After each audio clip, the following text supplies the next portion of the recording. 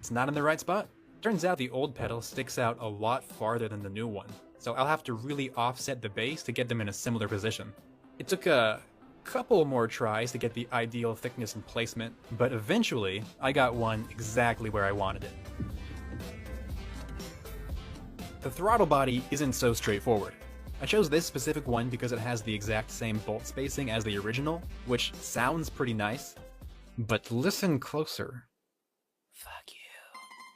Right now, the bolts that held on the original throttle body just do not fit through the new one's mounting holes. The outlet bore is about 10mm larger than the manifold's inlet, which is also this weird oblong shape that wouldn't be completely covered and would leak air like crazy, all while the side of the gear housing would be running right into the exhaust heat shield, and yes, these are Discovery Channel Shark Week branded knockoff Crocs. As far as I'm aware, no one has put one of these on a 280Z before, so a readily available solution does not exist.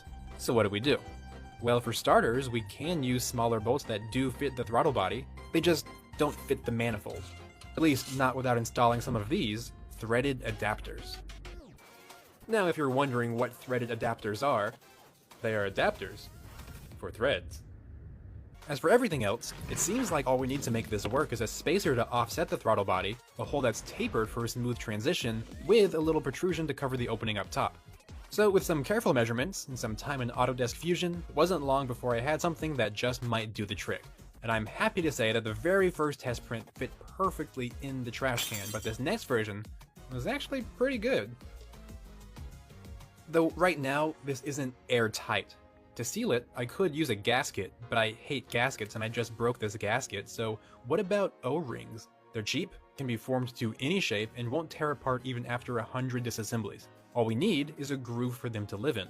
So I found 200 pages of extensive documentation specifically on how to design grooves for any type of O-ring seal that you could possibly imagine, immediately got overwhelmed, and ended up just eyeballing it, which worked out pretty well.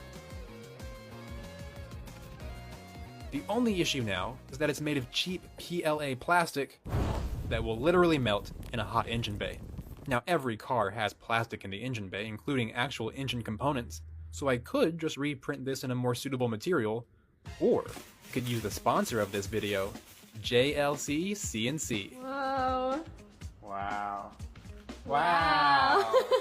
JLC CNC is a custom parts manufacturing company specializing in aluminum, copper, brass, and 7 different kinds of plastic. That's almost 8 different kinds of plastic.